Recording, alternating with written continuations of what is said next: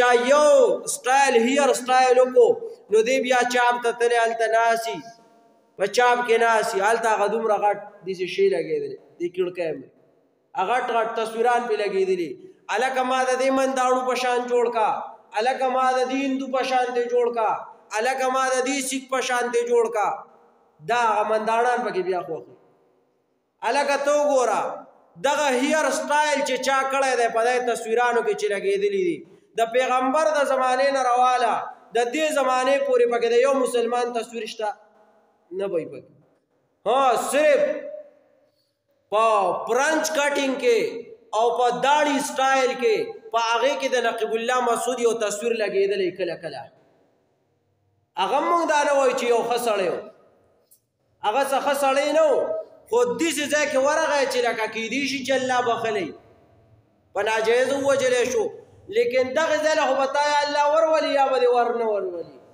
نو دې چې لاړ شي نو دې د دین په کار کې د یو بل نه مخکې کېږي هلکه د پلانکي زوی قرآن په ترجمه یاد کړی دی او په حفظ یاد کړی دی په یادو یاد کړی دی د پلانکي زوی چې دی نو عالم دی او علم کوي دا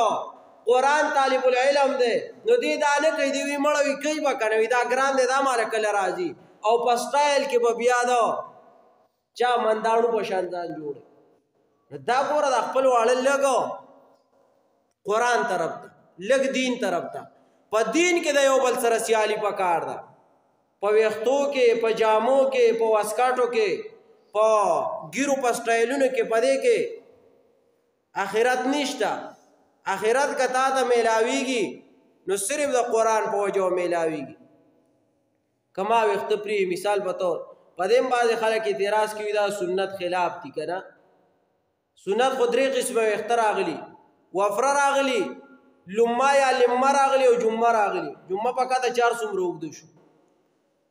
نابله ورځ ما ته یو سړي بیا ټلیفون وکړو میسیج وکړو مولي صاحب ته خلکو ته وایي چې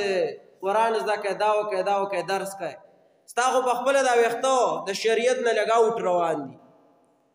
نو هغه ته ما وایم مولانا صاحب خفه کېږه مه خو تا به دا قسمونه د ویښتو نه یې کتلي اگر چې د نبي علیه السلام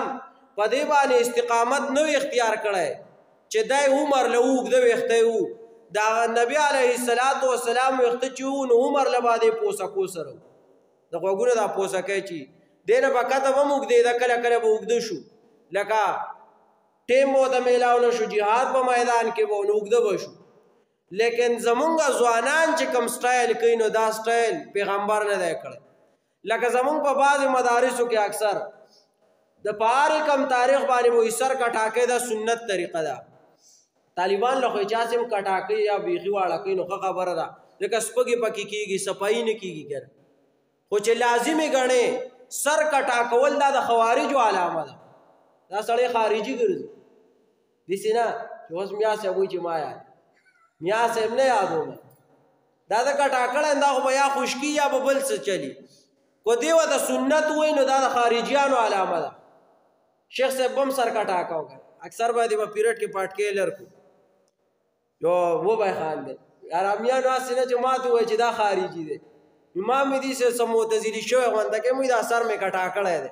نو چې بوډا شو بیا چې نه کټاکی بس کټاکی وی نبی علیه السلام په یو 2 موقعو کې کټاکړی هغه حج له چې لاړ شي هلته به یې کټاکی عمرې له چې لاړ شي نور په بل ځای کې خو نشته هلته به قصر کوي او یا به بیخي کټاکی نور سر کټاکولو سنت طریقه نه لکه چا کټاکو کټاکی دی لکه خو ګوره سنت به ورته نه وایي او چې دا مثال په طور کوم انګریزي سټایل جوړوي